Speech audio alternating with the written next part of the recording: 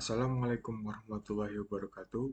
Halo semuanya, perkenalkan saya Ferdi Kusuma Putra dengan NIM 2410941131310006. Saya adalah mahasiswa Fakultas Kedokteran dan Ilmu Kesehatan Universitas Lima Mahurat dari program studi kedokteran program sarjana angkatan 2024. Pada video kali ini saya akan membahas anatomi muskuloskeletal, terutama di regio thoracis dan membri superioris, beserta vaskularisasi dan inovasi sistem muskuloskeletal dengan dosen pengampu Dr.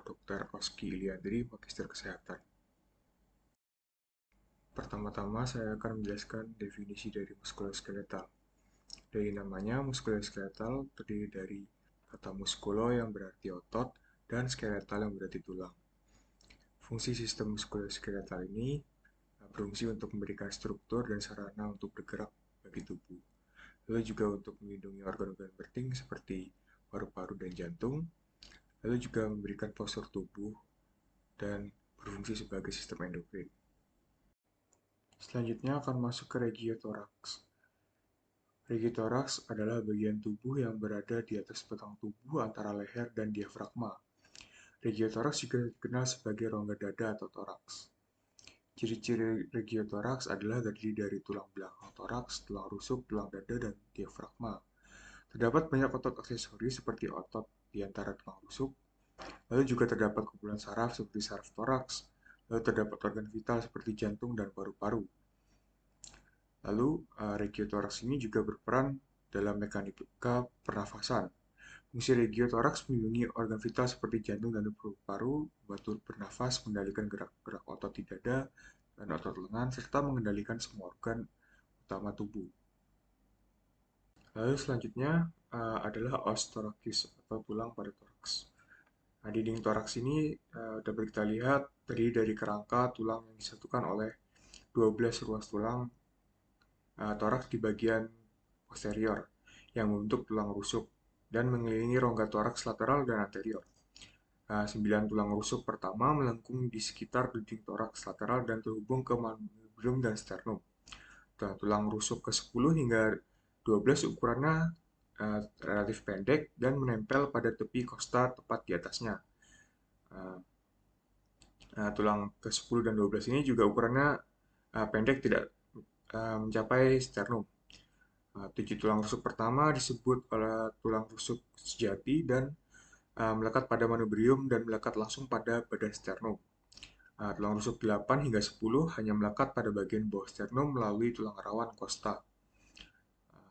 Tulang rusuk 11 dan hingga 12 disebut tulang rusuk melayang karena tidak melekat langsung pada sternum. Tulang rusuk 8 hingga 10 dikenal sebagai tulang rusuk palsu karena tidak melekat langsung pada sternum.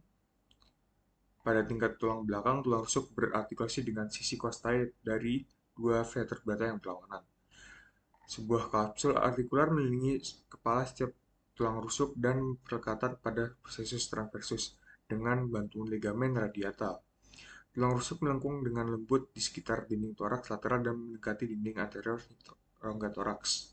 Selanjutnya adalah vaskularisasi toraks atau sistem pasokan darah dan limfatik pada toraks. Jadi di sini ada 3 arteri pemasok darah ke setiap ruang interkostal. Arteri interkostal posterior dan 2 cabang arteri interkostal anterior. Pembuluh darah interkostal ini berjalan bersama saraf di antara otot interkostal internal dan otot interkostal paling dalam di alur kostal. Pembuluh darah ini diurutkan dari superior ke inferior, vena, arteri, dan saraf. Arteri interkostal posterior untuk 2 ruang interkostal pertama dialiri oleh arteri interkostal superior atau yang tertinggi. Arteri ini muncul dari truncus vertikal dari arteri subclavia.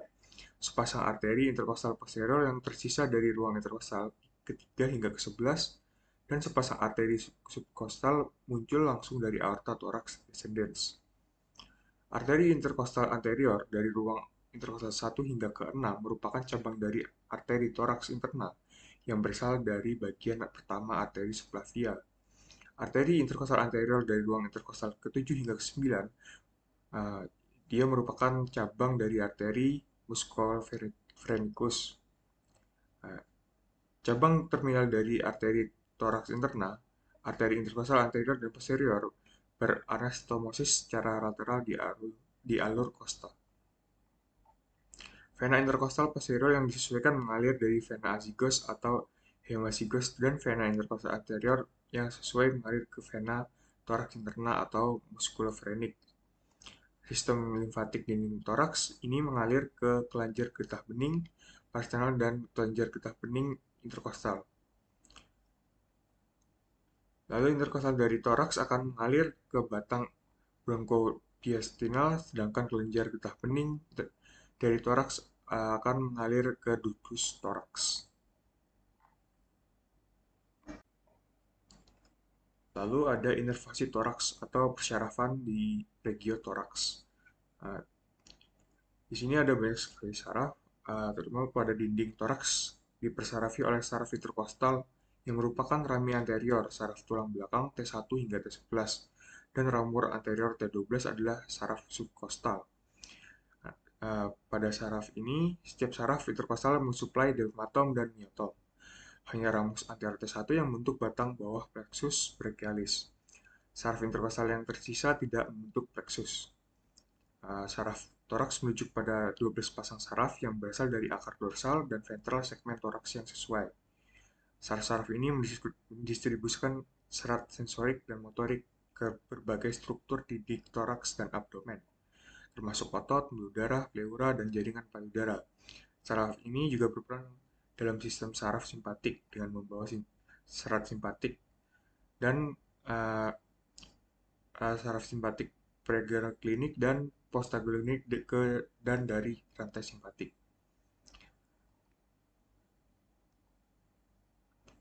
Lalu tulang belakang toraks memiliki 12 akar saraf T1 hingga 12 di setiap sisi tulang belakang yang bercabang dari sumsum tulang belakang.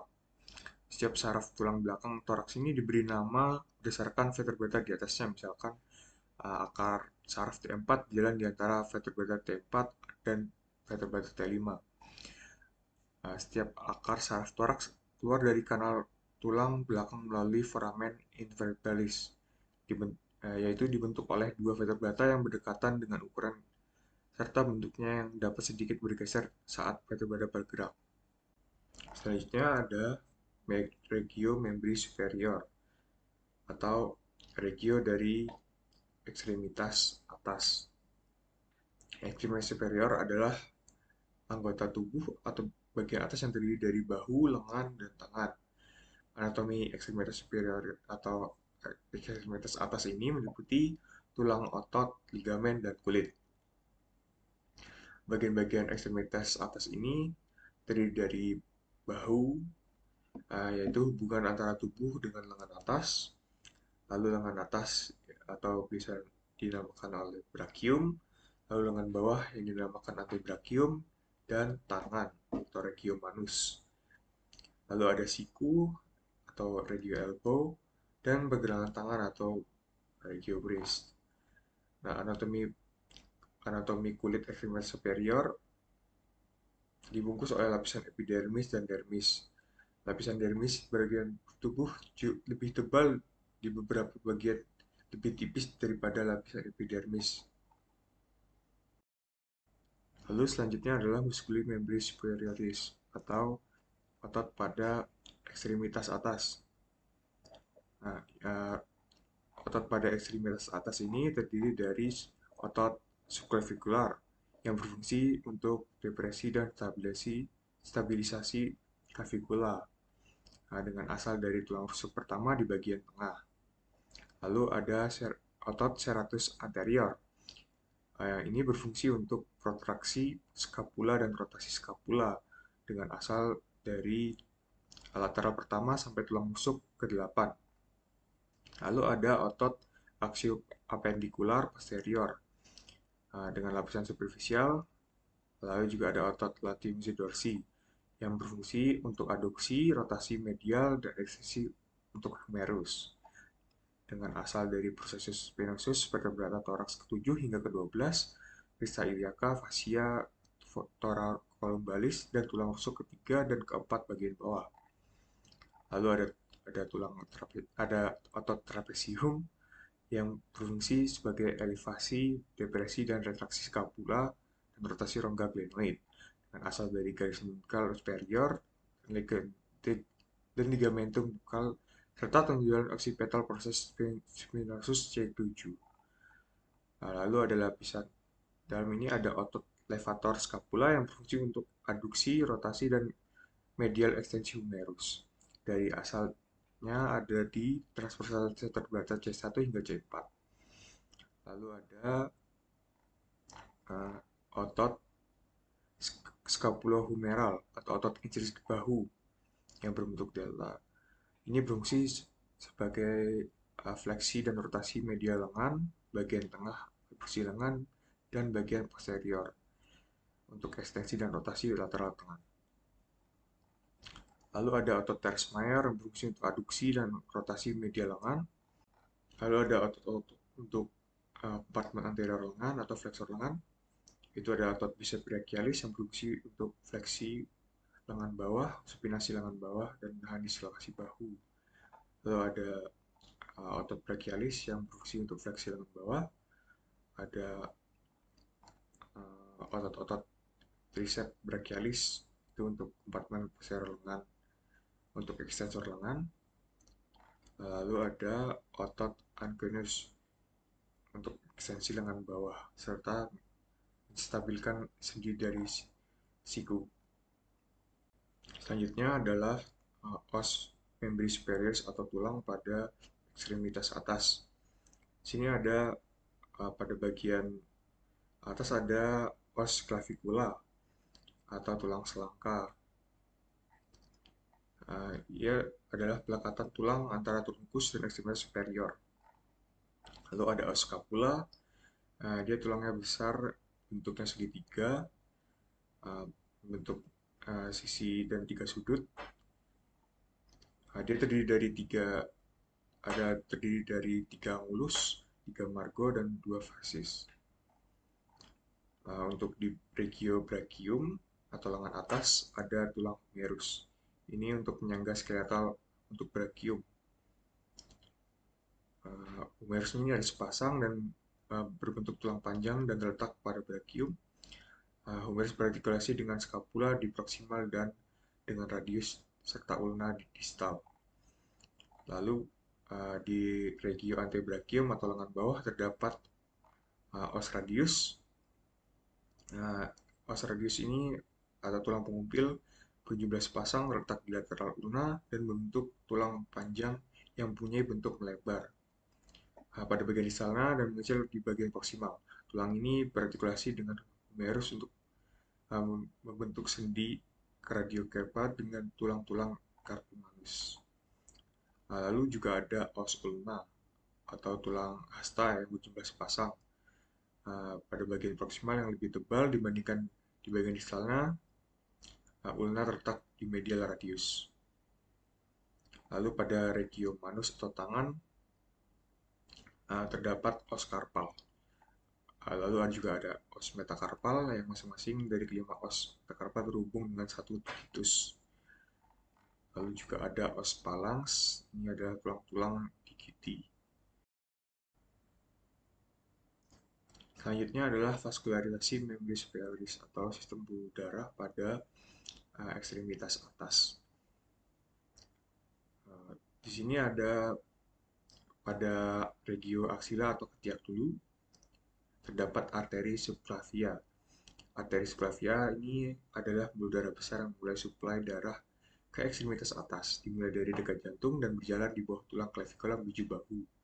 Arteri ini bercabang beberapa sebelum berlanjut sebagai arteri aksilaris. Lalu ada arteri aksilaris. Pembuluh darah ini mengalir dari jantung ke arteri subclavia yang berlanjut ke bawah lengan sebagai arteri aksilaris. Arteri aksilaris berjalan di dalam ketiak dan bercabang beberapa cabang yang memberi makan otot dan tulang di sekitar bahu. Lalu pada regio lengan, di sini terdapat arteri brachialis. Arteri brachialis ini adalah pembuluh darah yang masuk darah dan merupakan kelanjutan dari arteri aksilaris tadi. Arteri ini dimulai di bawah otot pectoralis dan berjalan ke bawah lengan sebelum terbagi menjadi dua arteri radial dan arteri ulnaris di siku. Lalu setelah dia ke bawah, dia masuk ke regio lengan bawah. Dia namanya jadi ada dua, arteri radial dan arteri ulnaris. Arteri radial ini adalah salah satu dari dua pembuluh darah utama yang masuk darah ke lengan bawah. Arteri radial berasal dari arteri vagus yang berjalan melintasi di bagian depan siku di lengan bawah.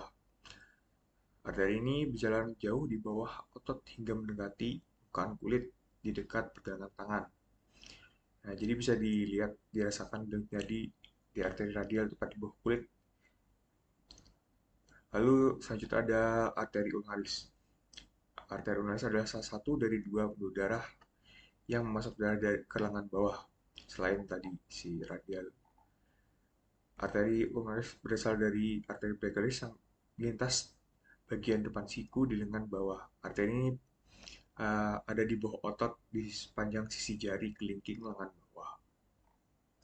Lalu sampai ke radio tangan, pada lengkung telapak tangan. Arteri ini berlanjut di tangan, membungkus ibu jari dan melintas telapak tangan dalam. Pembuluh darah ini menyerupai bentuk lengkung. Nah, lengkung telapak tangan dalam pembuluh darah kecil. Namun ini cukup penting meskipun kecil untuk mengirimkan cabang-cabang kecil untuk memasok darah ke ibu jari lalu ke jari telunjuk.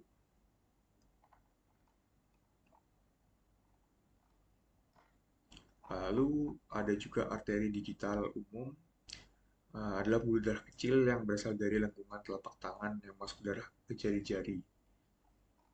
Oke.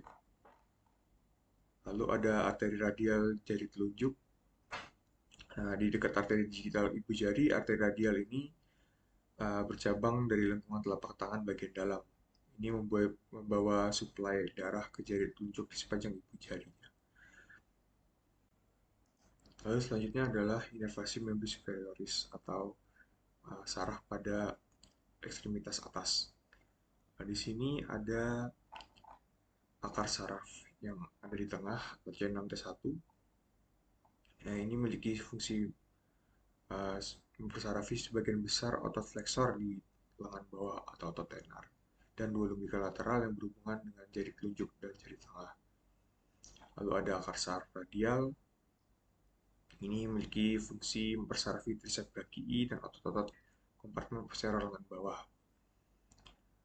dengan fungsi sensorik untuk mensarafi aspek posterior lengan dan lengan bawah. Lalu ada akar saraf ulna yang berfungsi untuk mempersarafi otot-otot tangan yang terlepas dari otot-otot tenar dan dua otot lumbrica lateral seperti otot flexor dan setengah medial flexor berpunda pada jari. Selain itu ada fungsi sensoriknya juga, dia mempersarafi permukaan anterior dan posterior jari, terutama di jari tengah dan area telapak tangan.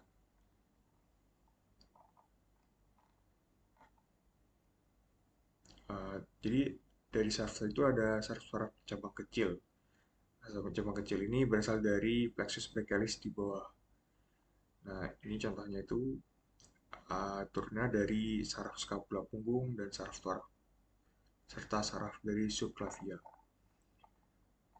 Mungkin seperti itu aja dari presentasi saya. Sekian, terima kasih. Wassalamualaikum warahmatullahi wabarakatuh.